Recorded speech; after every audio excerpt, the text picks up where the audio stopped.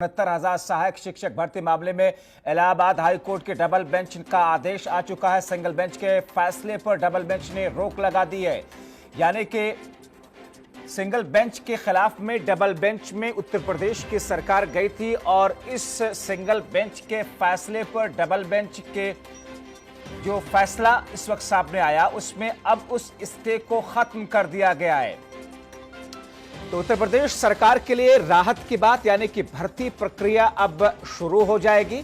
जो रुकी हुई थी 3 तारीख को, दरअसल जिस वक्त काउंसलिंग चल रही थी उसी बीच में इलाहाबाद हाई कोर्ट की लखनऊ बेंच का यह फैसला आया था। एकल बेंच वो थी जिसका फैसला आया था और उसने स्टे कर दिया था आंसर की के मामले में। मगर अब जो फैसला आया, अब से थोड़ी देर पहले डबल बेंच में सरकार गई, डबल बेंच ने उस फैसले को होल्ड कर दिया है, यानी कि रद्द कर दिया है। डबल बेंच ने उस स्टे को खत्म कर दिया है। इस फैसले के आधार पर अब जो भर्ती की प्रक्रिया जो रुकी हुई थी वो प्रक्रिया अब आगे बढ़ सकती है। यानी कि उन सहायक शिक्षकों के लिए, शिक्षा मित्रों के लिए जाहिर तौर पर ये एक राहत की बात है कि जो बाधा बीच में डली थी उस फैसले के जरिए से स्टे कर दिया गया था, वो स्टे खत्म कर दिया गया है। यानी कि अब काउंसलिंग फिर से शुरू हो सकती है। मगर उस काउंसलिंग की तारीख क्या होगी, सरकार, शिक्षा विभाग उत्तर प्रदेश का अब दोबारा से काउंसलिंग की शुरुआत कब कराएगा, ये देखना महत्वपूर्ण होगा। मगर आज 69,000 सहायक शिक्षक भर्ती मामले में इस वक्त की जो सबसे बड़ी खबर है वो ये कि इलाहाबाद हाईकोर्ट के लखनऊ बेंच, डबल बेंच ने फैसला पलट दिया है सिंगल बेंच के फैसले के। हमारे साथ हमारे सहयोगी चंद्रमणि शुक्ला इस वक्त जुड़े हुए हैं। चंद्रमणि, आपसे थोड़ी देर पहले इस खबर को लेकर के हम और आप बात कर रहे थे और आपने कहा था कि फैसला आ चुका है और इस जो स्टे किया गया था उसे वापस कर दिया गया। इस फैसले में और क्या क्या कहा गया, क्या जानकारी आ पा रही है?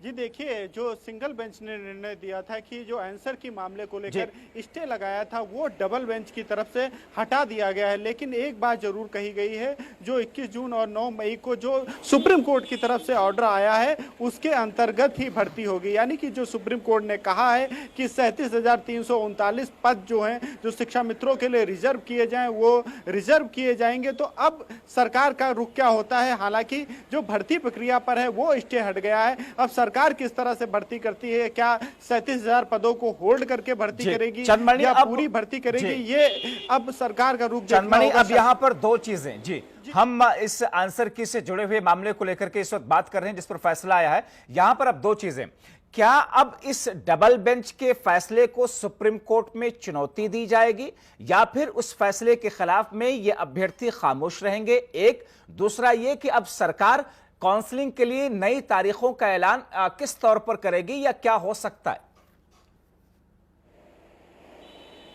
जी देखिए, अगर जो आंसर की मामले में बात करें तो आंसर की मामले में अभी प्रक्रिया चल रही है और आंसर की के मामले में जो स्टे लगाया गया था वो हटाया गया है, ना कि जो विवाद चल रहा था, जो प्रश्नों को लेकर विवाद था, अभी उसमें किसी प्रकार का निर्णय नहीं आया है। और प्रश्नों के विवाद में जिस तरह का निर्णय आएगा, अगर बाई चांस की बात है कि अगर नंबर बढ़ते हैं तो पूरी प्रक्रिया फिर से करानी पड़ेगी, क्योंकि जब नंबर बढ़ेंगे तो जाहिर सी बात है प्रभावित होगी और तमाम जो जी। चंद्रमणि शुक्ला बहुत महत्वपूर्ण बात कर रहे हैं, क्योंकि इस वक्त पूरे प्रदेश, पूरे देश की निगाहें इस वक्त R9 टीवी पर है। इस फैसले की बारीकियों को समझना चाहते हैं। यानी कि सिर्फ स्टे हटा है, उस फैसले, उस पूरे मामले को लेकर के अभी आगे भी सुनवाई होगी और उसके बाद में असली फैसला आना बाकी होगा, जिस आधार पर आगे की रूपरेखा तय होगी। चंद्रमणि जी बिल्कुल, अभी यूजीसी की रिपोर्ट आनी बाकी है और यूजीसी की रिपोर्ट के आधार पर ही निर्धारित किया जाएगा कि जो प्रश्न विवादित हैं उनमें कॉमन नंबर दिए जाएंगे या नहीं दिए जाएंगे। लेकिन जो भर्ती प्रक्रिया रोक दी गई थी, जो 3 जून को भर्ती प्रक्रिया पर स्टे लगा दिया गया था, वो हटा दिया गया है। वहीं पर जो सुप्रीम कोर्ट की तरफ से जो आदेश आया, जो 37,339 पदों को होल्ड करने की बात की है, वो भी होल्ड रहेंगे। तो अब सरकार का रुख देखना होगा कि किस तरह से वो भर्ती प्रक्रिया आगे बढ़ाती है, क्योंकि सरकार के रुख पर बहुत कुछ निर्भर करता है। चाहे जैसे कि बीच में सतीश द्विवेदी का ये भी बयान आया था, जो बेसिक शिक्षा मंत्री हैं, उनका कहना था कि अगर बाई चांस की बात है कि कोई अगर पढ़ते हैं अभ्यर्थी तो हम सीटें भी बढ़ा सकते हैं। तो अब ये देखना होगा कि सरकार क्या योजना तैयार करती है, क्या 69,000 पे ही भर्ती कराती है या 37,000 पदों को लेकर अगर 37,000 यहाँ पर चंदमणि एक और सवाल है, तो जाहिर सी बात है फिर से मेरिट बनानी पड़ेगी इनको। चंदमणि, एक लोगों के जहन में इस वक्त एक और उत्सुकता और सवाल है कि स्टे तो खत्म कर दिया, यानी कि सरकार फिर से काउंसलिंग शुरू तो कर सकती है, मगर उस आंसर की को लेकर के यूजीसी की रिपोर्ट कब तक सबमिट की जाएगी कोर्ट के अंदर, और उस पर क्या आज इलाहाबाद हाईकोर्ट की डबल बेंच ने कोई तारीख बताई है अगली सुनवाई को लेकर के? जी देखिए, रिपोर्ट प्रस्तुत करने की पहले ही तारीख निर्धारित की जा चुकी है। 12 जुलाई तक वो रिपोर्ट यूजीसी की तरफ से प्रस्तुत की जानी है, तो उसके बाद ही उस पर निर्णय लिया जाएगा कि जो अभ्यर्थियों के जो आंसर के मामले पे गए हैं उन पर क्या निर्णय लिया जाएगा। तो उसको लेकर 12 जुलाई के बाद ही स्पष्ट होगा। वहीं पर जो सुप्रीम कोर्ट को मामला चल रहा उसमें भी 12 जुलाई के आसपास ही की डेट लगी हुई। तो ये सब कुछ जो है वो जुलाई के जो मिड जुलाई है वो काफी महत्वपूर्ण होने वाली है अभ्यर्थियों के लिए, और अभी कुछ देर इंतजार जरूर करना पड़ेगा कि सरकार की तरफ से, शासन की तरफ इंतजार थोड़ा करना होगा। स्टे हटा है उसको लेकर शासन की तरफ से क्या चंदमणि, एक और उत्सुकता जो कि इस वक्त अभ्यर्थियों के मन में होगी, क्या ये मामला, इस मामले की सुनवाई इलाहाबाद हाईकोर्ट के सिंगल बेंच में ही जो चल रही थी उसी में होगी आंसर की पर, या फिर डबल बेंच? क्योंकि डबल बेंच में तो सिर्फ स्टे के खिलाफ में याचिका लगाई गई थी सरकार की तरफ से, डबल बेंच ने उस स्टे को खत्म कर दिया है, यानी कि आंसर की वाले मामले पर सुनवाई इलाहाबाद हाईकोर्ट के लखनऊ की एकल बेंच में ही आगे बढ़ेगी।